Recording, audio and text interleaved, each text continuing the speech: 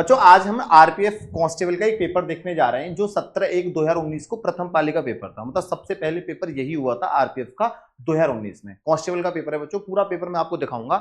आपको ये आज पता लगेगा इस पेपर में कि जीके जीएस के जो 50 क्वेश्चंस पूछे जाते हैं वो कैसे पूछे जाते हैं, क्या हम इसको पढ़ के सॉल्व कर सकते हैं या नहीं कर सकते हैं। ऐसे ही मैथ बताऊंगा बच्चों, ऐसे ही रीजनिंग बताऊंगा। पूरा ओवरव्यू आपको पेपर का देने वाला हूं जो कि आप लोगों के लिए बहुत ज्यादा जरूरी है। पूरा पेपर जरूर देखना बच्चों, स्किप बिल्कुल मत करना वीडियो को, क्योंकि आपको एक ओवरऑल आइडिया लगना बहुत जरूरी है। क्योंकि इसी के आधार पर आप अपनी पढ़ाई करोगे और इसी के आधार पर आप अपने एक्सपेक्टेड पेपर करोगे, जो कि बहुत ज्यादा जरूरी है आप सभी बच्चों के लिए। तो पहला ही क्वेश्चन देखते हैं बच्चों, ज्यादा टाइम वेस्ट नहीं करेंगे, बहुत जल्दी इस पेपर का मैं आपको ओवरव्यू दूंगा। पहला क्वेश्चन आपसे क्या कह रहा है प्यारे बच्चों कि निम्नलिखित में से कौन सा निचली भूमि क्षेत्र युक्त महाद्वीप है। पहला ही क्वेश्चन आपसे ये पूछा गया है बच्चों। तो अफ्रीका, ऑस्ट्रेलिया, एशिया, यूरोप। तो इसका राइट आंसर क्या हो जाएगा? ऑस्ट्रेलिया। आगे चलते हैं, किस मौलिक अधिकार के तहत बोलने और अभिव्यक्ति की स्वतंत्रता का अधिकार है। ये तो सभी को पता होगा कि स्वतंत्रता का अधिकार है। तो ये आपका एक पॉलिटी से क्वेश्चन पूछा गया था और इसका राइट आंसर क्या हो जाएगा बच्चों? सी हो जाएगा। आसान क्वेश्चन है, दोनों ही आसान क्वेश्चन थे। ये ज्योग्राफी से रिलेटेड क्वेश्चन है बच्चों, ये आपका पॉलिटी से क्वेश्चन आ गया। देखते रहना, लिखते भी रहना। आगे अगर तीसरे क्वेश्चन की तरफ बात करते हैं बच्चों, तो तीसरा क्वेश्चन आपका यह है कि निम्नलिखित में से कौन सा मंदिर कामुक रचना के लिए प्रसिद्ध है। आपको कहीं ना कहीं थोड़ी बहुत रचना भी देखनी पड़ेगी। तो कौन सा मंदिर है? लेटेस्ट जितने भी मंदिर हैं उनको थोड़ा सा डिटेल में आप पढ़ लेना। तो खजुराहो मंदिर है, मार्तंड सूर्य मंदिर है, कामाख्या मंदिर है या दिलवाड़ा मंदिर। तो इसका राइट आंसर क्या हो जाएगा बच्चों? खजुराहो मंदिर। ए इसका बिल्कुल करेक्ट आंसर है। अगर चौथे क्वेश्चन को देखें बेटा, यदि द्रव्य माध्यम में केवल पानी है तो मिश्रण को क्या कहा जाता है? तो मिश्रण को बेटा समपार्श्विक मिश्रण कहा जाता है। आगे बढ़ते हैं नेक्स्ट क्वेश्चन की तरफ बेटा। पांचवा क्वेश्चन आपसे क्या कह रहा है? भारत का अधिकांश भागों पर कौन सी मिट्टी पाई जाती है? तो ज्योग्राफी का क्वेश्चन है बच्चों, मिट्टी से रिलेटेड। तो जितनी भी मिट्टियां हैं, जलोढ़ मिट्टी है, पर्वतीय मिट्टी है, लाल मिट्टी है, काली मिट्टी है, इसको अच्छे से पढ़ लो क्योंकि यहां से क्वेश्चन पूछा जाता है, ज्योग्राफी का क्वेश्चन है। तो इसका राइट आंसर क्या हो जाएगा बच्चों? तो भाई भारत के अधिकांश भागों पर कौन सी मिट्टी पाई जाती है? जलोढ़ मिट्टी सबसे ज्यादा पाई जाती है। अब जलोढ़ मिट्टी के बारे में भी थोड़ा सा पढ़ लेना, थोड़ा पर्वतीय मिट्टी के बारे में पढ़ लेना। इसलिए आपको ये वीडियो स्किप नहीं करनी है बच्चों, आपको एक ओवरऑल आइडिया मिल रहा है कि निम्नलिखित में से, अभी आपको साइंस के क्वेश्चन भी पता लगेंगे। देखते हैं साइंस के क्वेश्चन कितने आते हैं, फिजिक्स के, केमिस्ट्री के, बायो के। कि निम्नलिखित में से कौन सा विकल्प कबड्डी खेल से संबंधित है? अब कबड्डी खेल से रिलेटेड जितनी भी चीजें उनको पढ़ लो, खो खो से रिलेटेड जितनी चीजें उनको पढ़ लो, क्रिकेट से रिलेटेड पढ़ लो, क्योंकि वर्ल्ड कप का टाइम चल रहा है, आईपीएल का टाइम चल रहा है, तो हो सकता है क्रिकेट से कोई एक टर्मिनोलॉजी आपसे पूछ सकते हैं, तो वो आप अच्छे से देख लेना बच्चों। तो कबड्डी खेल से संबंधित कौन सा है ये आपको बताना है। तो इसका राइट आंसर क्या हो जाएगा बच्चों? AIKF। तो ये नहीं होगा बेटा, AKFI इसका राइट आंसर होता है। फीफा वर्ल्ड कप तो आपका फुटबॉल से और बीसीसीआई आपका क्रिकेट से रिलेटेड है। तो AKFI किससे रिलेटेड है? कबड्डी से। सातवां क्वेश्चन देखो, भारतीय राष्ट्रीय कांग्रेस की स्थापना, तो जो इंडियन नेशनल मूवमेंट है तो वो भी आपको पढ़ के अच्छे से जाना है, जो भी मॉडर्न हिस्ट्री का पार्ट है। तो पूरी मॉडर्न हिस्ट्री को अच्छे से पढ़ लो, गौतम सर ने पढ़ा रखी है। तो भारतीय राष्ट्रीय कांग्रेस की स्थापना कब हुई थी बच्चों? तो सभी को पता है 1885 में हुई थी। नेक्स्ट क्वेश्चन आठवां है कि निम्नलिखित में से कौन एक आणविक मोनोलिथ है? आणविक मोनोलिथ, तो इसके ऑप्शन बच्चों ऊपर दे रखे होंगे। आणविक मोनोलिथ है, तो इसका राइट आंसर कौन सा है बच्चों? तो ये क्वेश्चन आपसे कहां से पूछा गया है? केमिस्ट्री से पूछा गया है। तो राइट आंसर क्या हो जाएगा बच्चों? आपका आर्गन हो जाएगा, जिसका एटॉमिक नंबर कितना होता है? 18 होता है। चेक कर लीजिएगा बच्चों, ठीक है। आगे बढ़ते हैं नेक्स्ट क्वेश्चन की तरफ बच्चों, कि इनमें से कौन अंडमान और निकोबार द्वीप समूह को अलग करता है? ज्योग्राफी से फिर क्वेश्चन पूछा गया, तो ज्योग्राफी अच्छे से पढ़ के जाना है बच्चों। तो ये सभी को पता होगा, इसका राइट आंसर क्या होता है बच्चों? 10 डिग्री चैनल। जो आपका 10 डिग्री चैनल होता है वो क्या करता है? अंडमान और निकोबार द्वीप समूह को अलग करता है। बेसिक क्वेश्चन है, कोई टफ क्वेश्चन नहीं है। मैं बार बार बोलता हूं, आरपीएफ की अच्छे से तैयारी कर लो बच्चों। हम जो पढ़ा रहे हैं आपको सुबह यूट्यूब पर, बहुत बढ़िया कंटेंट दे रहे हैं बच्चों, बिल्कुल बेसिक टू एडवांस, ये सारी रिसर्च करने के बाद दे रहे हैं। अब पढ़िए वहां पर, ठीक है। पेपर इसीलिए दिखा रहा हूं आपको, पूरा पेपर डिट्टो दिखा रहा हूं कि ऐसा क्वेश्चन पूछा जाता है। देखो, क्षय रोग और टीबी रोग के कारण किसके कारण होता है? आप सभी बच्चों को पता है कि जीवाणु के कारण होता है। और अभी आपको विकास सर ने बायोलॉजी जब पढ़ा रहे थे वहां आपको बताया था। तो ये आपका बायोलॉजी का बेसिक सा क्वेश्चन है, कोई बहुत डीप जाके नहीं पूछा गया है, ठीक है। अब घर्षण फ्रिक्शन से क्वेश्चन आ गया बच्चों कि घर्षण के कारण एक दूसरे के संपर्क में दो सतहों की सापेक्ष जो गति होती है उसे हम क्या कहते हैं बच्चों? उसे हम कहते हैं स्थैतिक घर्षण, स्टैटिक फ्रिक्शन। स्टैटिक फ्रिक्शन कौन सा होता है बच्चों? घर्षण के कारण एक दूसरे के संपर्क में दो सतहों की सापेक्ष गति को स्टैटिक फ्रिक्शन हम कह देंगे। अब देखो ज्योग्राफी का एक और क्वेश्चन, तो ये आपको एक फिजिक्स का क्वेश्चन यहां से मिल गया, एक बायोलॉजी का क्वेश्चन मिल गया और एक ऊपर केमिस्ट्री का क्वेश्चन मिल गया।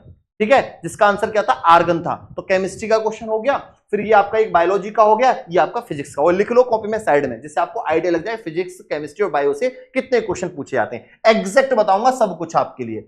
अब देखो अगली चीज देख लो बेटा, ये कह रहा है कोलेरू झील, कौन सी बोल रहा है, कोलेरू झील के त्रिकोण में पाई जाती है। क्या पाई जाती है, ये भी आपका किससे रिलेटेड क्वेश्चन है, ज्योग्राफी से रिलेटेड क्वेश्चन है बच्चों। तो गोदावरी और कृष्णा इसका राइट आंसर होगा। अच्छा आगे बढ़ो, अगला क्वेश्चन देखते हैं कि लोकसभा में कितने एंग्लो इंडियन सदस्य मनोनीत किए जाते हैं। ये पहले, अब तो एंग्लो इंडियन सदस्य हटा दिए, आप सभी बच्चों को पता होगा 2। तो एंग्लो इंडियन सदस्य ये पूरा आप पढ़ लेना। तो पॉलिटी से आपका एक और क्वेश्चन पूछ लिया गया है बच्चों, इससे पहले भी आपका एक पॉलिटी का क्वेश्चन पूछा गया था।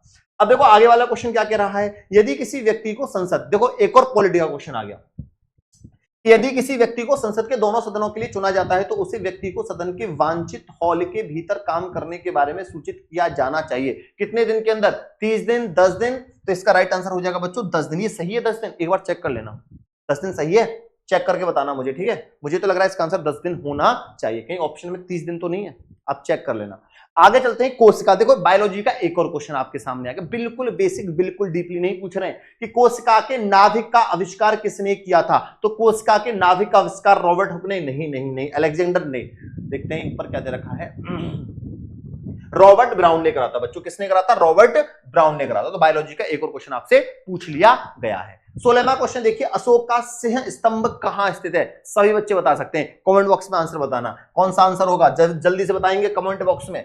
और कमेंट बॉक्स में एक और चीज बताना, क्या आपको मैं ऐसे और पेपर बताता रहूं, ऐसे ही पूरा ओवरव्यू और पेपर्स का भी दूं, एसआई वाले और कांस्टेबल के बहुत सारे पेपर हैं। कमेंट बॉक्स में जरूर बताना बच्चों कि निम्नलिखित में ऐसे कौन सा एक लकड़ी के लूगदी पर रासायनिक अभिक्रियाओं द्वारा निर्मित रेशे से बनाया गया फाइबर है। तो ये भी केमिस्ट्री का क्वेश्चन है बच्चों। तो ये होता है रियान। क्या होता है, रेयन, रेयन। तो कौन सा ऑप्शन हो जाएगा, 4th इसका राइट आंसर हो जाएगा। 17 में का क्या है भैया, 17 में का आंसर क्या है, चौथा है। 18वें क्वेश्चन की अगर बात करेंगे बच्चों, तो ये कह रहा है रियो पैरालंपिक 2016 में पहली भारतीय महिला पैरालंपिक पदक की विजेता दीपा मलिक ने कौन सा पदक जीता था। तो ये कहीं ना कहीं करंट से रिलेटेड क्वेश्चन है बच्चों, इसका आंसर आपका रजत था। अगला क्वेश्चन देख लीजिए, दक्षिण भारतीय मंदिरों के प्रवेश द्वार को क्या कहा जाता है। तो ये क्वेश्चन आपने कई बार पढ़ा होगा बच्चों, कई बार ये रिपीट भी हुआ है। तो इसका राइट आंसर क्या है, गोपुरम है। अब चलते हैं 20वें क्वेश्चन की तरफ बच्चों। 20वां क्वेश्चन कह रहे हैं हिस्ट्री से रिलेटेड क्वेश्चन था बच्चों, ठीक है। 20वां क्वेश्चन आपसे क्या कह रहा है, सभी बच्चे अच्छे से देख लीजिए बच्चों। ये क्वेश्चन कह रहा है कि भविष्य की पीढ़ियों की जरूरतों को पूरा करने की क्षमता को आगे बढ़ाए बिना वर्तमान पीढ़ी की जरूरतों को पूरा करने की क्षमता विकसित करना, यह वाक्य किसका है। तो इसको क्या बोलते हैं भैया, ये इकोनॉमिक्स से क्वेश्चन लिया गया है बच्चों। तो ये होता है आपका सतत विकास। क्या होता है, सतत विकास। तो पढ़ लेना, इकोनॉमिक्स से भी क्वेश्चन पूछा गया है। सापेक्ष घनत्व इकाई क्या है। तो ये कहां से क्वेश्चन पूछा गया बच्चों, सापेक्ष घनत्व फिजिक्स से पूछा गया है। तो कोई इसकी इकाई नहीं होती है, ये आपको पता होना चाहिए। आगे चलते हैं बच्चों, आगे क्या कह रहा है, आगे कह रहा है कि निम्नलिखित में से दिल्ली सल्तनत के किस लोकप्रिय सुल्तान ने अलाई दरवाजा का निर्माण करवाया था। अलाई दरवाजा का निर्माण किसने कराया था, आप सभी बच्चों को पता है, ये तो भैया अलाउद्दीन खिलजी ने कराया था। अलाउद्दीन खिलजी ने कराया। तो मेडिवल हिस्ट्री से भी क्वेश्चन आपसे पूछ लिया गया, ठीक है भैया। अब चलते हैं हम नेक्स्ट पेज की तरफ बच्चों। नेक्स्ट पेज पे देखते हैं कैसे कैसे क्वेश्चन आपसे पूछे गए थे। अगला क्वेश्चन आ गया भैया 23वें नंबर का आपके सामने क्वेश्चन है बच्चों, इसको देख लो। और कोई क्वेश्चन है तो नहीं गया इसमें, 22 हो गया वहां तक, है ना। 22 के बाद 23वां क्वेश्चन। ये भैया अब आपका 23वां क्वेश्चन आ गया, बर्फ का गलनांक क्या होता है। मतलब बर्फ जो है आपकी वो किस पॉइंट पर क्या होती है बच्चों, पिघलती है, ये आपको बताना है। तो आप सभी बच्चों को पता होगा कौन सा होता है बच्चों इसका राइट आंसर, 273। कितना आसान क्वेश्चन है ना। कि निम्नलिखित में से दुनिया का सबसे बड़ा झरना कौन सा है। सबसे बड़ी सबसे छोटी जितनी भी चीजें होती हैं वो भी आपको देख के जाननी है अच्छे से। तो इसका राइट आंसर क्या है बच्चों, एंजल फॉल्स है। लिख लेना ये टॉपिक कॉपी में कि आपको पढ़ने हैं, ठीक है। चलो, तो आपको यहां पर ये जितने भी आपके केल्विन है, फ़ारेनहाइट है और सेल्सियस स्केल है, इसके बारे में भी पढ़ के जाना है। फ़ारेनहाइट स्केल के बारे में पढ़ लेना, थोड़ा सा डिग्री सेल्सियस के बारे में पढ़ लेना बेटा, केल्विन के बारे में पढ़ लेना, क्योंकि यहां से क्वेश्चन पूछा गया, इसलिए आपको ये पढ़ना है।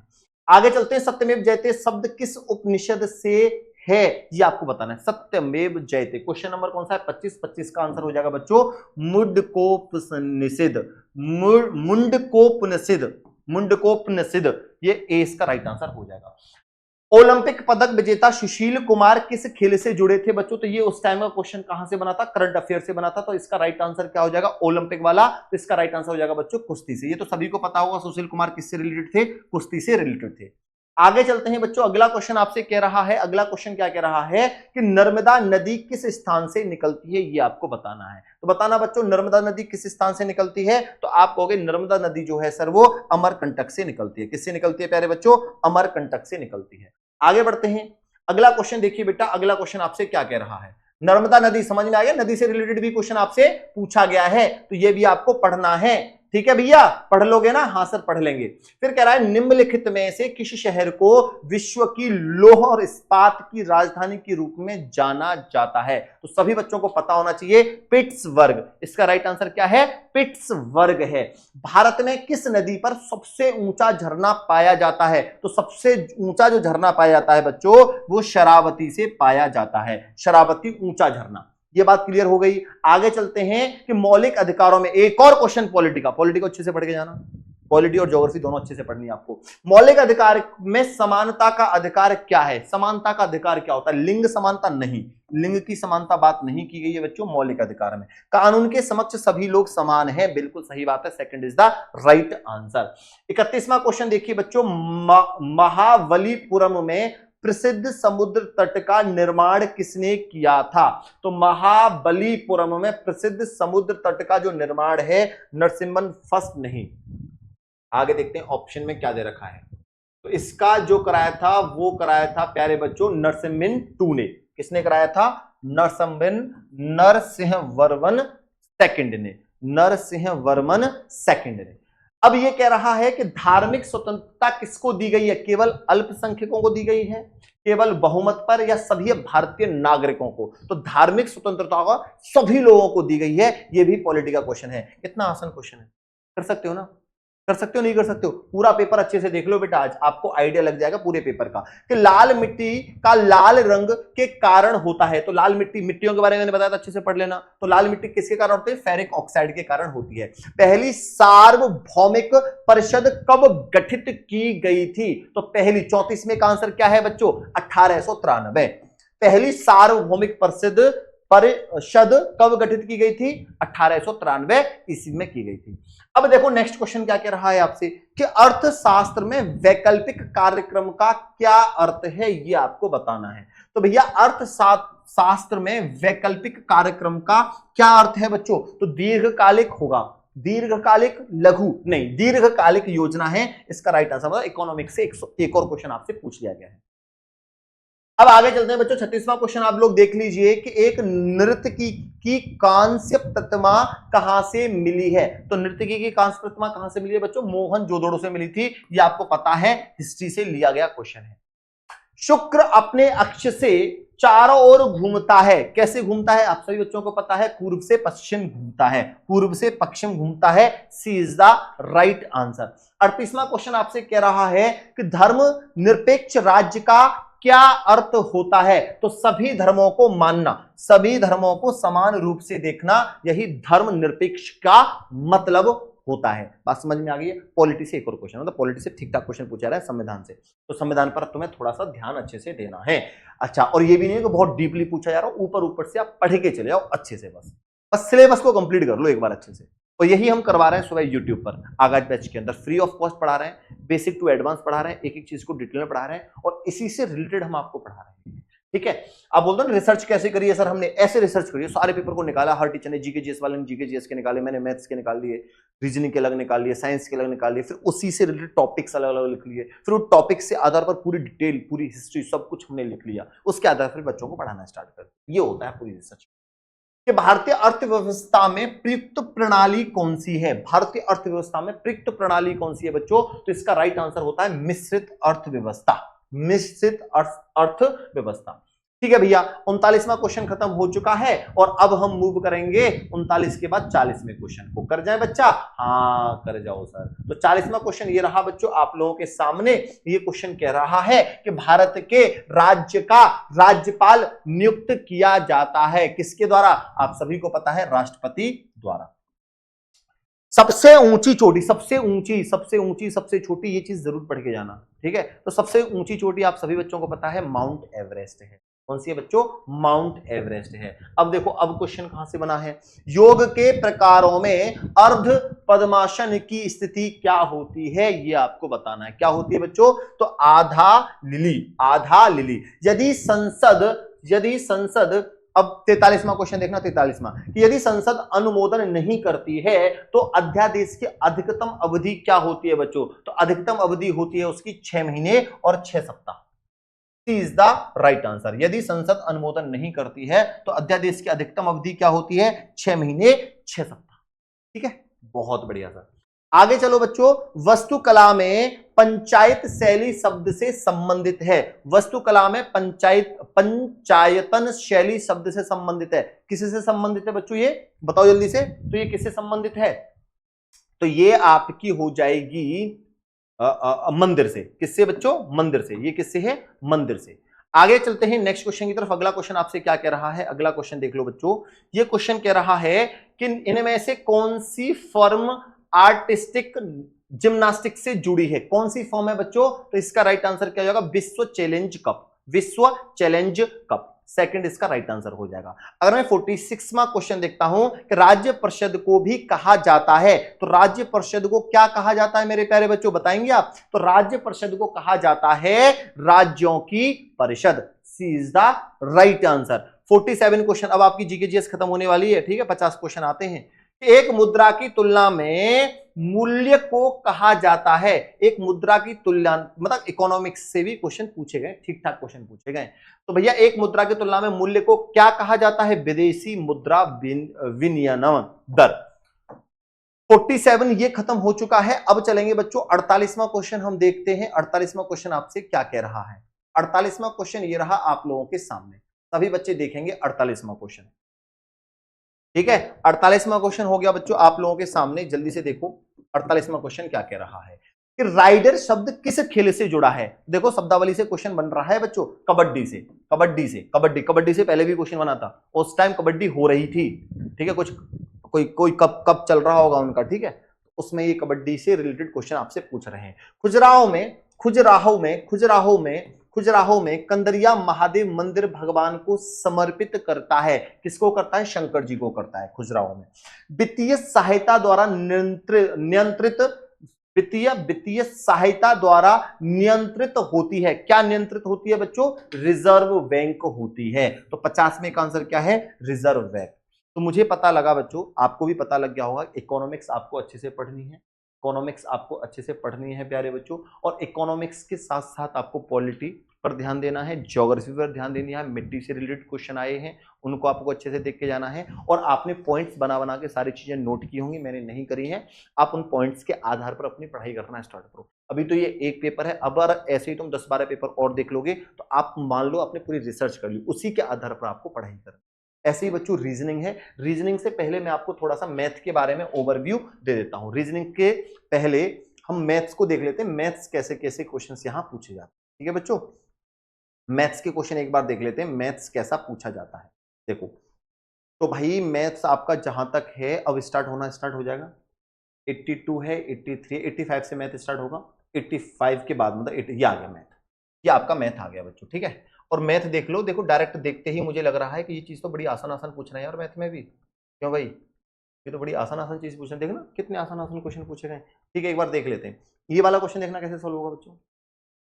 ये कह रहा है कि 15% प्रति वर्ष की वार्षिक चक्रवृद्धि ब्याज दर के साथ 18,000 रुपए की राशि पर 2 वर्ष की अवधि के लिए प्राप्त राशि मुझे बतानी है। प्राप्त राशि बतानी है। मैंने कई बार आप लोगों को बताया है कि जब भी कंपाउंड इंटरेस्ट का कोई क्वेश्चन आएगा तो यहाँ रेट दे रखा है 15%। आप इस रेट को सॉल्व कर लो, परसेंटेज को हटाओगे तो नीचे 100 आएगा, 5 से ये 3 बार कट जाएगा, 5 से ये 20 बार कट जाएगा बच्चों, तो ये कितना हो जाएगा 3/20। तो 20 पर आपको ब्याज कितनी मिल रही है? 3 मिल रही है। तो 20 से आप क्या लिख सकते हो? इसको 23 लिख सकते हो एक साल के लिए। 20 से आप इसको 23 लिख दोगे, ठीक है, फिर अगली साल के लिए 20 से 23 लिख दोगे, हाँ सर लिख देंगे। अब आप इन दोनों का मल्टीप्लाई कर लो, क्योंकि वो कितने साल की बात कर रहा है बच्चों आपसे, यहाँ 2 साल की, तो ये पहले साल का स्लॉट, ये दूसरे साल का स्लॉट, 2 दूनी 4, तो ये कितना हो जाएगा सर 400 हो जाएगा। 23 गुणा 23 करूंगा तो ये कितना हो जाएगा सर 529 हो जाएगा। अच्छा, प्रिंसिपल यहाँ कितना है प्यारे बच्चों 400, और यहाँ प्रिंसिपल कितना दे रखा है 18,000, तो ये 400 यूनिट आपका किसके बराबर है 18,000 के बराबर है। अब 2 जीरो से 2 जीरो काट दो, 4 से काटूंगा 4 चौक 16 हो जाएगा बच्चों, 4 चौक 16 हो जाएगा और 4 पन्ने 20, तो 1 यूनिट किसके बराबर है 45 के बराबर है। अब 45 का मल्टीप्लाई आप इसमें कर दो, क्योंकि ये तो अमाउंट है ना, ये तो अमाउंट है, तो 5 ने 45, पीछे 5 आना चाहिए, तो 5 तो सब में आ रहा है। ठीक है भाई, कहीं ना कहीं 3 है, तो 3 से देखो कौन कौन सा कट रहा है, 3 से देखो 8 या मल्टीप्लाई कर दो यार, खत्म करते हैं कहानी जल्दी। 529, 529 और 45, तो 5 निम 45 हो जाएगा बेटा, 4 कैरी, 5 10 और 4 14 हो जाएगा, 55 25, 25 और 1 26 हो जाएगा, फिर 4 निम 36 और 4 दूनी 8 और 3 11 हो जाएगा, 5 चौक 20, 20 और 1 21 हो जाएगा बेटा, 5 10 8 3 2, तो 23,805 इसका राइट आंसर हो जाएगा। 23,805 second is the right and correct answer. ठीक है बच्चों, आगे चलते हैं, एक और क्वेश्चन देखते हैं। एक और क्वेश्चन देखते हैं बच्चों, ये वाला क्वेश्चन देखो कितना आसान क्वेश्चन है। ये क्वेश्चन कह रहा है कि एक धातु के टुकड़े की कीमत 115 से बढ़कर 138 हो जाती है, तो वृद्धि परसेंटेज क्या होगी। इससे आसान क्वेश्चन कुछ हो सकता है। 115 भाई, 115 से 138 तो कितना बढ़ रहा है बच्चों, आप कहोगे 15 और 8 कितना हो जाएगा, 15 और 23, 23 का इंक्रीमेंट हुआ, कितने से हो रहा है 115 से हो रहा है, गुणा क्या करोगे 100 करोगे, ये 5 बार कट जाएगा, 5 से कितनी बार कट जाएगा 20 बार, तो इसका राइट आंसर क्या होगा 20%, second is the right answer. खत्म कहानी। बोलो भाई, सेकंड होगा नहीं होगा।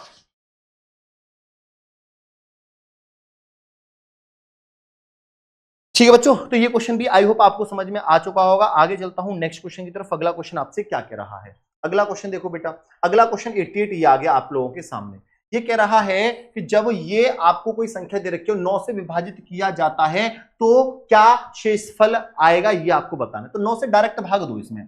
तो बेटा 9 का रूल क्या कहता है, 4 5 3 4 2, कि आप इसको ऐड करके देखो, 5 और 4 9, ये तो 9 9 से कट जाएगा, 4 3 7 और 2 9, ये भी 9 3 9 से कट जाएगा, तो शेषफल क्या बचेगा 0 बचेगा। 0 इज द राइट आंसर। ऐसे क्वेश्चंस मैथ में पूछे गए, कितने आसान क्वेश्चन है।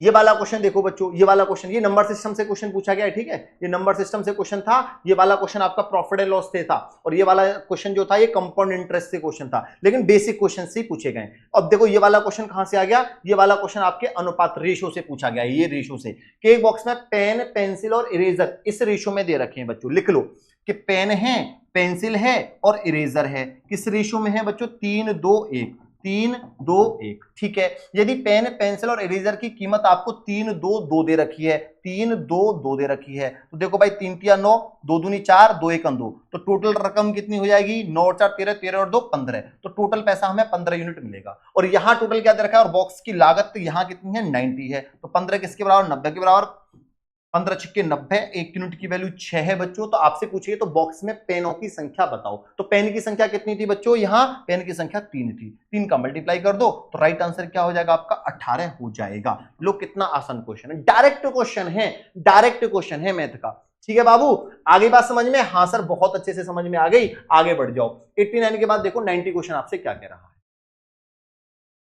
भाई बच्चों बस पढ़ लो, जैसे मैं आपको पढ़ा रहा हूं उस आधार पर आप पढ़ लो।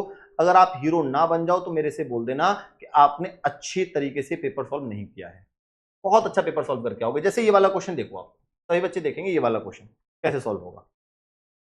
क्वेश्चन नंबर 90 आपसे क्या कह रहा है, ये डीआई का क्वेश्चन है, बड़ी बेसिक सी डीआई होगी, देख लेना आप कि निम्न पंक्तियों परीक्षा पात्र उम्मीदवारों की संख्या का प्रतिशत दिखाती है जो 2001-2006 के दौरान 6 वर्ष की अवधि के दौरान उपस्थित उम्मीदवारों की कुल संख्या की तुलना में ये दे रखी है। देखो भाई ये एक डीआई है बच्चों, ये ग्राफ दे रखा है कि नीचे दिए गए वर्षों में किस जोड़े में पात्र उम्मीदवारों का प्रतिशत में कम प्रतिशत अंतर था। सबसे कम अंतर आपको बताना है। तो देखो यहां अंतर है, यहां भी अंतर है, यहां तो बहुत कम अंतर है, ये 59 है, ये 60 है, 1 का अंतर है, तो सबसे कम अंतर भैया यही आ रहा है 59 और 60, मतलब 2003 और 2004 में। तो इसका राइट आंसर क्या हो जाएगा सर 2003 और 2004 इज द राइट आंसर। खत्म क्वेश्चन। लो ये था इसका आंसर, कुछ था इसमें, कुछ भी नहीं था बच्चों।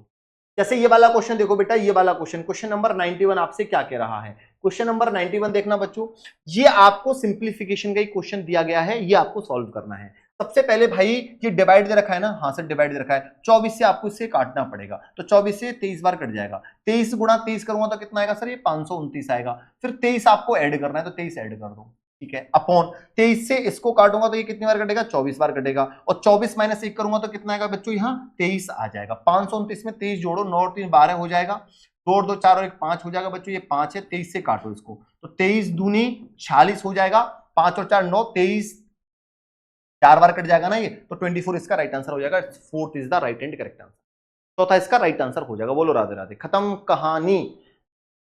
बोलो भाई मैथ तो मुझे सबसे आसान लग रहा है या क्यों भाई, इस पेपर में मैथ कुछ है? अब बताओ, तुमसे बोलता हूं ना सुबह 11 बजे वाली क्लास डेली देखा करो यूट्यूब पर, कुछ भी भूल जाना, सुबह 11 बजे वाली क्लास मत भूलना। एक भी क्वेश्चन अगर तुम गलत करके आ जाओ पेपर में तो मुझे बता देना, सबसे ज्यादा स्कोर करके आओगे आरपीएफ एसआई कांस्टेबल वाले। सुबह 11 बजे वाली क्लास को बस देखते रहना। देखो ये वाला क्वेश्चन कितना आसान है कि राम और राज 4:5 में हैं, यदि उनकी आयु का योग 126 है, 4:5, इन दोनों की आयु का योग कितना है, 9 यूनिट है। 9 यूनिट किसके बराबर है, 126 के बराबर है। 9 से काटो बेटा, 9 1 9, 9 4 36, 1 यूनिट की वैल्यू कितनी आ गई, 14 आ गई। आपसे पूछा गया उन्हें उनकी आयु से अलग करें, तो अलग करेंगे तो अंतर कितना आएगा, 1 यूनिट का अंतर आएगा, और 1 यूनिट की वैल्यू कितनी है, 14 है, तो राइट आंसर 4th हो जाएगा, चौथा। ये भी बात सही है सर। अगला क्वेश्चन देखो 93 वाला क्वेश्चन, ये कैसे सॉल्व होगा, ये देखो बेटा कुछ नहीं करना है, आपको इसका एलसीएम लेके सॉल्व करना है। तो आप जब इसका एलसीएम लोगे तो कितना आएगा सर, 20 एलसीएम आएगा, 4 से 5 बार आएगा, 55 25, तो यहाँ 25 आएगा, प्लस 5 से 4 बार 4 3 12 आएगा, हाँ सर, 10 दूनी 20, 2 बार 9 दूनी 18, हाँ सर। अब ये माइनस के 6 है, 25 में से माइनस से 6 जाएंगे तो 19 आएगा, 19/20 हो जाएगा, हाँ सर।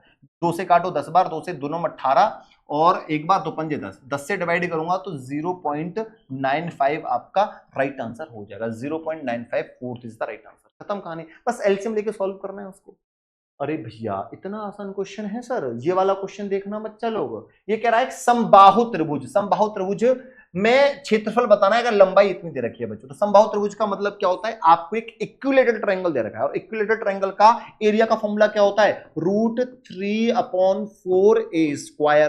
तो √3/4, साइड कितनी दे रखी है बेटा, 30, इसका स्क्वायर करना है ना, a², 30 का स्क्वायर करूंगा तो कितना आएगा सर, 900 आएगा, 3 3 9, 900, 4 दूनी 8, एक बच गया, 4 दूनी 8, 4 पंजे 20, तो 225 √3, 225 √3, 3rd is the right answer, खत्म कहानी। बोलो राधे राधे, मजा आ रहा है?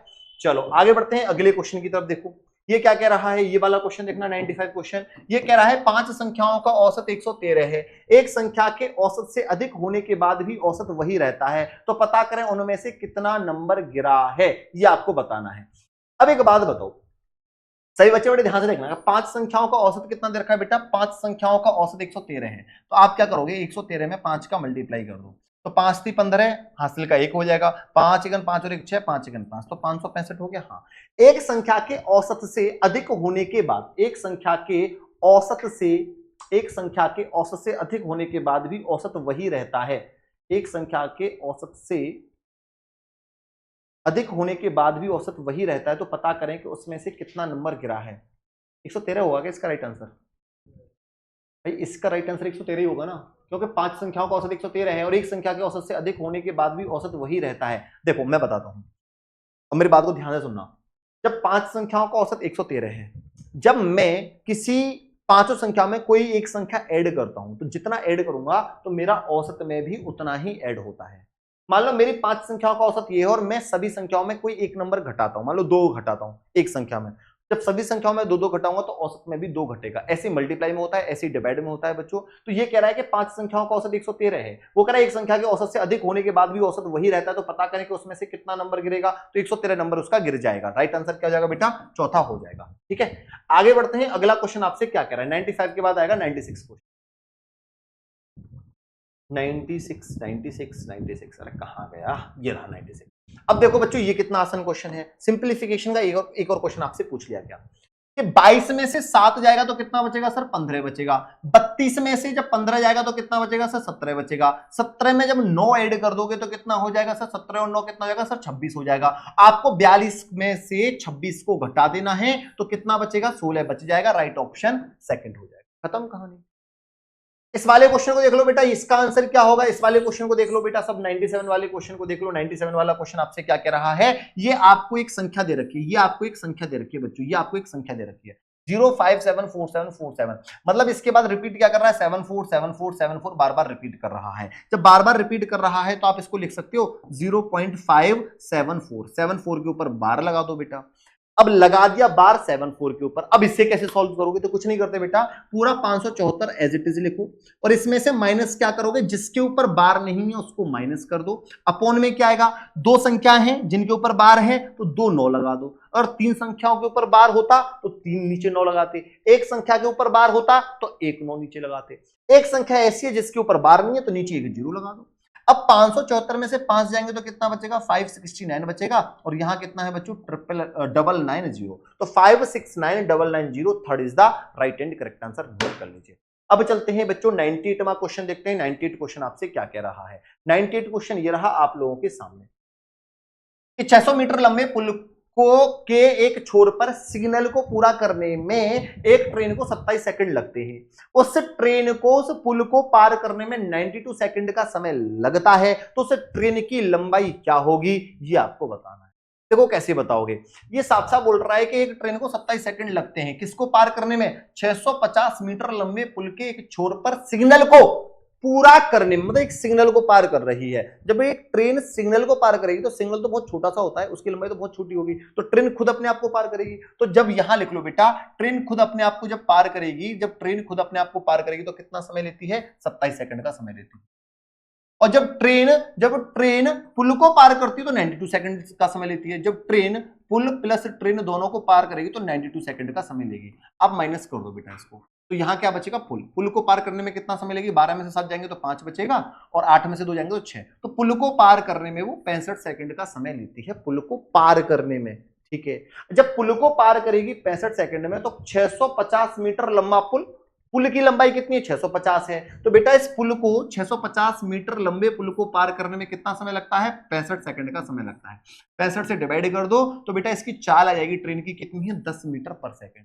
जब ट्रेन 10 मीटर पर सेकंड के हिसाब से चलती है और खुद जब अपने आप को पार करती है तो 27 सेकंड का समय लेती है। तो भैया स्पीड में टाइम का तुम मल्टीप्लाई कर दो, स्पीड ये रही, टाइम ये रहा, टाइम ये रहा, तो आपको पता लग जाएगी दूरी कितनी है। तो दूरी कितनी है, 270, मतलब ट्रेन की जो लंबाई होगी वो 270 मीटर हो जाएगी। खत्म कहानी। ये स्पीड डिस्टेंस ट्रेन से आपसे क्वेश्चन पूछा। ठीक है बच्चों, आगे चलते हैं। 99 क्वेश्चन देखिए। 99 क्वेश्चन आपसे क्या कह रहा है, 99 क्वेश्चन आपसे ये कह रहा है कि एक दुकानदार ने एक आइटम 104 रुपए में खरीदा और उसे 78 रुपए से बेच दिया, तो नुकसान बताना है। भाई 104 रुपए में खरीदता है और 78 में बेच देता है, तो उसको कितने का नुकसान होगा, 14 में से 8 जाएंगे तो 6 का होगा बेटा, 9 में से 7 जाएगा तो 2 का, तो उसे नुकसान हुआ 26 का। कितने से हुआ सर, 104 से हुआ, गुणा 100 कर दो, 26 से ये 4 बार कट जाएगा, 4 से ये 25 बार कट जाएगा, राइट आंसर 25 हो जाएगा। 100वां क्वेश्चन देख लो क्या कह रहा है। 100th क्वेश्चन आप लोगों के सामने आ चुका है। ये क्वेश्चन कह रहा है कि एक ट्रेन 33 मीटर पर सेकंड तेज चलती है और 11 सेकंड में वह एक संकेत को पार कर जाएगी, फिर ट्रेन की लंबाई बताइए, ट्रेन की लंबाई क्या होगी। बता सकते हो, बड़े आराम से बता सकते हो कि भैया एक ट्रेन की जो चाल है वो कितनी है, 33 मीटर पर सेकंड। तो भैया चाल में जब मैं टाइम का मल्टीप्लाई कर दूंगा तो ट्रेन की लंबाई पता लगेगी। 11 3 33, 3 कैरी, 11 3 33, 33 और 3 कितना हो जाएगा, 33 और 3 कितना हो जाएगा, 33 और 3 कितना हो जाएगा, 37 हो जाएगा। तो 373 right answer, 3 is the right answer. 100 question खत्म कर लिए भाई साहब हमने। देख लिया मैथ कितने आसान क्वेश्चन आ रहे हैं, टफ तो नहीं है, बिल्कुल भी टफ नहीं है, आसान है, बस पढ़ते जाओ अच्छे से। ठीक है भैया, आगे चलते हैं। कितना टाइम हो गया सर, है? ठीक है, अब ये वाला क्वेश्चन देखो। रसोई गैस सिलेंडर की कीमत 456 रुपए से बढ़ाकर 570 रुपए हो गई। एलपीजी सिलेंडर पर खर्च होने वाली राशि को कम करने के लिए कितने प्रतिशत की खपत होनी चाहिए। भाई जो 456 रुपए की चीज थी ना, वो कितने की हो गई, 570 की हो गई। वो कह रहा है कि नहीं नहीं, मुझे तो अपना खर्चा कम करना, मैं इतना खर्च नहीं कर सकता, तो उसे अपनी खपत में कितने की कमी करनी पड़ेगी। तो जब पहले 456 की खरीदा था, 570 की खरीदा, तो वो अब कितने रुपए कम में, अब इतने रुपए कम की खरीदेगा। तो आप क्या करोगे, 570 से 456 माइनस कर दो, तो कितने रुपए कम की गैस खरीद के लाएगा प्यारे बच्चों, वो कहोगे वो 114 रुपए की गैस कम खरीदेगा। 114 रुपए की गैस कम खरीदेगा, कितने से, 570 से। 114 रुपए की गैस मुझे, जितनी भी कमाई उतनी गैस दे दो तुम मुझे, गुणा 100 कर दो। 0 से 0 हो जाएगा, 57 से 2 बार आएगा, 2 गुणा 10 करूंगा तो 20%, तो 20% उसकी खपत कम हो जाएगी। खत्म कहानी। आगे चलते हैं नेक्स्ट क्वेश्चन की तरफ। अगला क्वेश्चन क्या कह रहा है कि 12% प्रतिवर्ष की दर से 5 वर्षों के लिए सामान्य ब्याज में निवेश करने पर अर्जित ब्याज इतने रुपए है, तो इसलिए निवेश की गई राशि क्या है। बच्चों की बात बताओ, सभी बच्चे की बात बताओ, अगर एक साल में आपको 12% ब्याज मिलती है एक साल में, तो 2 साल में कितनी मिलेगी? 24% मिलेगी। 3 साल में कितनी मिलेगी? 36% मिलेगी। 5 साल में ब्याज कितनी मिलेगी बता? अरे 12 5 60, अरे पूछ रहा हूं मैं, तो 12 5 60% ब्याज मिलेगी। और यहां ब्याज कितनी मिल रही है? 3720 ब्याज मिल रही है। तो 0 से 0 काट दो, 6 5 30 हो जाएगा, 6 6 36, 6 दूनी 12। तो 1% अगर 62 के बराबर है तो 100% किसके बराबर हो जाएगा? 6200 के बराबर हो जाएगा। इतने आसान क्वेश्चन अगर नहीं आया ना इस बार नंबर, सच में चांटा मारूंगा खींच।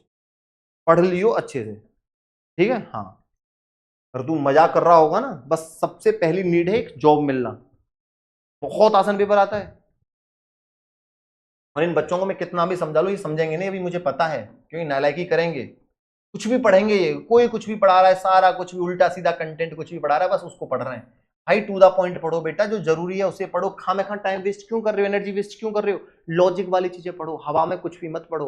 बहुत लोग कुछ भी पढ़ा रहे होंगे तुम्हें ये हरकत नहीं करनी है, कुछ भी पढ़ना है। ये वाला क्वेश्चन देख लो बेटा, 130 में क्या कह रहा है? एक आयत की चौड़ाई 35 सेंटीमीटर और इसका विकर्ण 91 सेंटीमीटर है, फिर इसकी परिधि बनाए, इसकी परिधि क्या हो जाएगी? अरे बाबू एक बात बताओ, अगर ये एक आयत की बात कर रहा है, ये एक आयत है, चौड़ाई 35 है, ठीक है सर, लिख दिया। विकर्ण आपका 91 है, विकर्ण 91 हो गया, ठीक है सर। तो ये कितना होगा पहले ये निकालो। अच्छा पहले हम इसको क्या कर सकते हैं, क्या ये 7 से कट जाएगा? हाँ सर 7 से कट जाएगा, 7 से 5 बार कट जाएगा, 7 1 7, 7 1 7, 7 21। तो हमने 7 से काट रहे हैं, तो 7 का मल्टीप्लाई हमें करना पड़ेगा। 5 13, ये क्या होगा? 12 होगा। तो बेटा 7 का मल्टीप्लाई तुम यहां कर दो, 12 7 कितना होगा? ये 84 हो गया। आपको पता है ना 5 12 13 की ट्रिपलेट होती है, नहीं पता है तो बता देना बेटा कि ये 13 का स्क्वायर कर दो। 13 का स्क्वायर 169, 5 का स्क्वायर 25, 169 से 25 जाएगा तो 144, 144 की वैल्यू कितनी थी? 12। 7 से काटा था इसलिए मैंने 7 का मल्टीप्लाई कर दिया, तो एग्जैक्ट वैल्यू कितनी है? 84 है। जब आपसे पेरीमीटर पूछा जाएगा तो क्या करोगे? 2l + b कर दोगे। तो 2l की वैल्यू कितनी है बेटा? 84 है, और ब्रेथ कितनी है बेटा इसकी? 35 है। तो 35 84 जोड़ूंगा तो कितना हो जाएगा? 11 गुणा 2 करना है, 9 दूनी 18, 2 1 2 और 1 3 हो जाएगा 238। तो राइट आंसर क्या होगा? 238 हो जाएगा, चौथा इसका राइट आंसर। ये आज ही मैंने मेंसुरेशन 2D की एक मैराथन ली, उसमें ये सब कुछ पढ़ाया है, देखना जाके, पढ़ना, पता लग जाएगी, ठीक है मेरे नालायक बच्चों, पढ़ लो अच्छे से। ये वाला क्वेश्चन देखो कि सबसे बड़ी संख्या ज्ञात करें जो 54 और 81 में चल सकती है। 54 और 81 दोनों को काट दे, बताना सबसे बड़ी संख्या कौन सी है? 54 और 81 को काटने वाली सबसे बड़ी संख्या कौन सी है? 9 ही है, 9 है, 9 18 से कटेगा नहीं, 27 से भी नहीं कटेगा, 27 से कट जाएगा, 27 दिया 3 से बड़ी 27 तीनों ने, हाँ कट तो रहा है, 27 सबसे बड़ी संख्या जाएगी 27। गलती से 9 मत कर देना, बड़ी संख्या 27, 27 से ये भी कट रहा है, 27 से ये भी कट रहा है, ठीक है भैया। चलो आगे चलते हैं, एक और डीआई आपके सामने आ चुकी है बच्चों। ये वाली डीआई देख लो, क्या पूछ रहा है क्वेश्चन में कि 2003 और 2005 में उपस्थित उम्मीदवार की कुल संख्या 85,000 थी, तो 85,000 से अधिक थी 2003 और 2005 में, 2003 और 2005 में 85,000 से अधिक थी। तो इन दोनों वर्षों में सामूहिक रूप से योग छात्रों की कुल संख्या क्या थी, ये आपको बताना है। क्या कह रहा है? 2003, तो 2003 में कितनी है ये देख लेना एक बार, यहां इसको यहां ले आते हैं। ये देखो 2003 में कितना है भाई? 59 है, और 2005 में कितना है? 2005 में 40 है। उम्मीदवारों की कुल संख्या 2003 और 2005 में उपस्थित उम्मीदवारों की कुल संख्या इतनी 85,000 से अधिक थी। तो इन दोनों में सामूहिक रूप से भाई नहीं बता सकते, डेटा पूरा ही नहीं है, तो इस क्वेश्चन को हम सॉल्व ही नहीं कर सकते, डेटा अनसफिशिएंट है। अगला क्वेश्चन कह रहा है कि एक विशिष्ट राशि को 6:5 में 2 भागों में विभाजित किया जाता है यदि पहला भाग 48 है।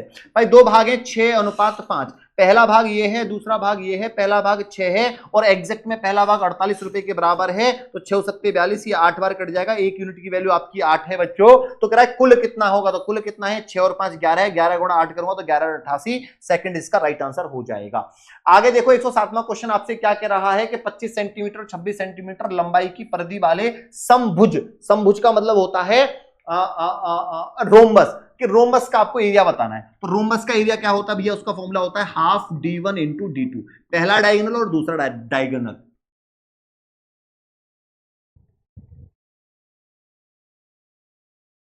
ठीक है, तो देखो भाई हाफ d1 कितना है? 25 और ये 26 है, 2 से काटूंगा 13 बार, 13 पंजे 65, 6 कैरी, 13 दूनी 26, 26 26 और 6 कितना हो जाएगा, 26 और 6 32, 325 इसका राइट आंसर हो जाएगा, ए इज द राइट आंसर। खत्म कहानी। आगे चलते हैं अगले क्वेश्चन की तरफ। ये बेसिक बेसिक फॉर्मूले बेटा, बस ये एक क्लास तो मेरी लो तो सही मेंसुरेशन की, वहां ये सारी चीजें मैंने आपको बता रखी है, दोबारा से भी पढ़ा दूंगा अगर दिक्कत समस्या आएगी तो, ठीक है। बस पढ़ते जाओ, देखते जाओ, कितने बढ़िया क्वेश्चन है, ऐसे ऐसे क्वेश्चन आपसे पूछे जाते हैं।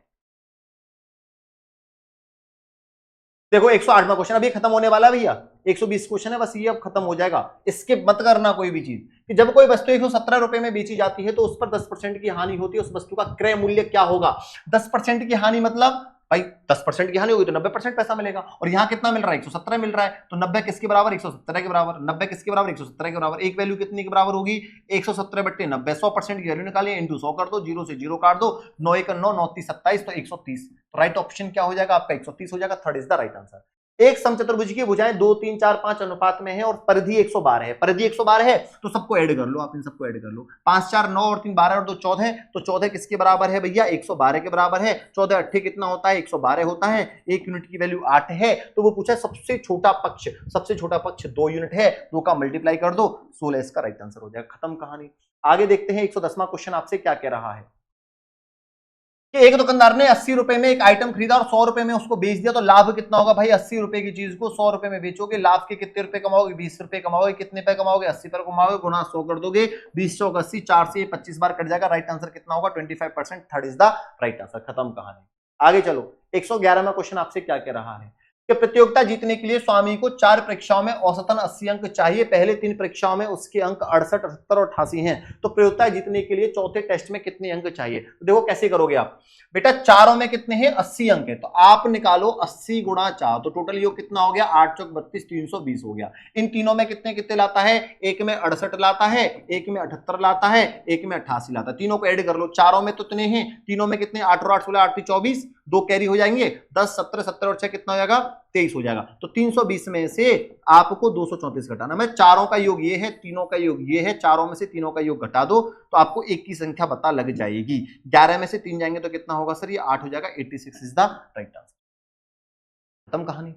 बोलो यस सर, बात खत्म, कोई दिक्कत समस्या है ही नहीं।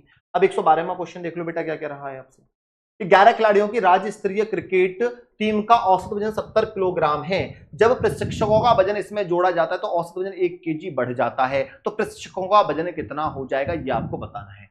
एक बात बताओ, सबका वजन अगर 70 है, ठीक है, अब कह रहा है 1 किलो वजन बढ़ जाता है, 11 खिलाड़ी थे, हाँ सर 11 खिलाड़ी थे, ठीक है, 11 खिलाड़ी और एक और आ गया उसमें कोच, तो 12 खिलाड़ी हो गए, सबका वजन एक एक बढ़ जाएगा, तो कितना बढ़ेगा, 12 वजन बढ़ेगा, औसत कितना था, 70 था, 12 आप इसमें ऐड कर दो तो कितना हो जाएगा, 82 हो जाएगा, 82 इज द राइट आंसर। खत्म कहानी। आगे चलते हैं अगले क्वेश्चन की तरफ, देखते हैं बेटा अगला क्वेश्चन आपसे क्या कह रहा है। ये एक और डीआई का क्वेश्चन आपके सामने आ चुका है, सभी बच्चे देख लीजिए, यहां ये वाला डीआई इधर गया, यहां होगा क्वेश्चन, देख लेते हैं ये वाला क्वेश्चन, ठीक है। तो 2002 में योग उम्मीदवारों की संख्या 72,000 थी, तो 2002 में उपस्थित उम्मीदवारों की संख्या कितनी थी, तो 2002 में कितने हैं बच्चों, 72,000, वहां देख लेना वो किसके बराबर है, तो टोटल उसके बराबर कर देना, 100% की वैल्यू निकालनी है। चलो मैं बता देता हूं, 2002 में कितने बच्चों, 72,000, तो यहां देखो 2002 में कितने हैं, 2002 में देखो, देखो देखो देखो देखो देखो 2002 में 48 हैं, तो ये 48 उपस्थित हैं 2002 में, और 2002 में यहां कितने हैं भैया, 2002 में कितने हैं, यहां 48 थे, वहां कितने थे 48, यहां 72, तो ये 48 यूनिट किसके बराबर है, 72,000 के बराबर है। 12 से काटो, 12 चौक 48, 12 5 60, 12 6 72, तो ये किसके बराबर, 6,000 के बराबर। 4 से काटूंगा, 4 1 4, 4 5 20, तो ये 1500 हो जाएगा, तो 1 यूनिट की वैल्यू कितनी है आपकी, 1500 है। अगर 1 यूनिट की वैल्यू 1500 है, 100 यूनिट की वैल्यू पूछी है, तो 100 का इसमें मल्टीप्लाई कर दो बेटा, तो आपका आंसर क्या हो जाएगा, 1,50,000। आगे बढ़ते हैं 114वां क्वेश्चन देखते हैं। 114वां क्वेश्चन आपसे क्या कह रहा है, ये बड़ा बेसिक सा क्वेश्चन है कि 240 किलोमीटर प्रति घंटे पर और दूसरे दौर को 360 किलोमीटर प्रति घंटे की गति से पूरा करता है, पहले 2 राउंड की औसत गति क्या है, तो इसका फॉर्मूला क्या होता है, 2xy upon x plus Y. आप इससे इसका आंसर निकालोगे, दिस इज होमवर्क, ठीक है, आप इसका खुद से निकालोगे। आगे चलते हैं कि एक बॉक्स में 60 डिटर्जेंट साबुन होते हैं, उनमें से 36 का उपयोग किया जाता है, तो बॉक्स में शेष डिटर्जेंट साबुन प्रतिशत क्या है, भाई टोटल कितने, मैं इसको जूम कर दूं, थोड़ा सा कम दिख रहा हो तो, देखो क्या बोल रहा है बच्चों, 60, तो 60 बोल रहा है, तो 60 ले लो, तो 36 तो हमने यूज कर लिए, बचे कितने हैं 74 हैं। तो जो बचे हुए हैं उनका परसेंटेज बताना है किससे, 60 से। गुणा 100 कर दो बेटा, तो 0 से 0 कट जाएगा, 2 से ये 3 बार कट जाएगा, 2 से ये 5 बार कट जाएगा, 14 पंजे 70 होता है, 70 से काटूंगा 3 बार, तो 3 दूनी 6 हो जाएगा, 3 तिया 9 हो जाएगा, 23 के आसपास। कहां गड़बड़ कर रहे हैं भाई, दोबारा कुछ गड़बड़ कर, अच्छा 24 आएगा ना यार, वो 16 क्यों आएगा, वो 24 आएगा। देखो ना 60 है, 60 में से ये 36 है, तो ये कितना आएगा 24 आएगा। तो 24/60 कर दो, गुणा 100 कर दो, 0 से 0 6 चौक 24, तो ये 40% इसका राइट आंसर हो जाएगा, 40 इज द राइट आंसर।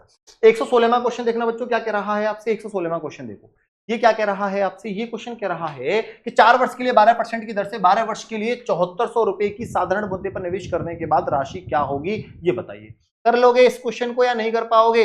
अरे बोलो, साधारण मुद्दे पर साधारण ब्याज पूछ रहा है भाई, आपको पता है 1 साल की ब्याज 12% है, 12 वर्ष के लिए 7400 रुपए के साधारण मुद्दे पर। तो बच्चों एक बात बताओ, 1 साल की 12%, तो 12 साल की कितनी होगी, 12 12 144, तो आपको यहां से ब्याज कितनी मिल रही है, 144% ब्याज मिल रही है। ठीक है, तो ये 144% किसके बराबर हो जाएगा, 7400 के बराबर हो जाएगा। 100% की वैल्यू निकालनी है, तो 100% की वैल्यू आप निकाल। ठीक है, कर लेना खुद से एक बार। इसे सीधा सॉल्व करना है, इसको सॉल्व कर सकते हो बड़े आराम से बेटा। ये एक्स क्यूब है, ये किस अपॉन 23 है, ये किसके बराबर है, 529 के बराबर है। 529 को मैं क्या लिख सकता हूं, 529 को मैं लिख सकता हूं 23 गुणा 23। ये 23 का इधर मल्टीप्लाई और कर दो, तो एक्स की वैल्यू क्या हो जाएगी, 23 गुणा 23 गुणा 23। इसका क्यूब रूट निकालना है भाई, यहां से 3 हटाऊंगा तो क्यूब रूट आ जाएगा, तो 23 इसका राइट आंसर हो जाएगा। 23 इसका राइट आंसर हो जाएगा। 117 क्वेश्चन खत्म। देखो कितने आसान क्वेश्चन है। निम्न से कौन सा एक पूर्ण वर्ग है, ये आपको बताना है। ये क्वेश्चन मैंने एक शॉर्ट बनाया था, पूर्ण वर्ग वहां चेक करना कि मैंने कैसे बताया था, खुद से देखना, इसका पूरा लॉजिक आपको पढ़ना पड़ेगा। अब ये वाला क्वेश्चन देखो बेटा, नेक्स्ट क्वेश्चन आपसे क्या कह रहा है कि 80 में से 600% के 66.67% में से 25% ये है, तो उस संख्या का 40% क्या होगा। सॉल्व कर लेना। इसका आंसर क्या है भैया कि ये 66.67% की वैल्यू लिख लेना, 2/3।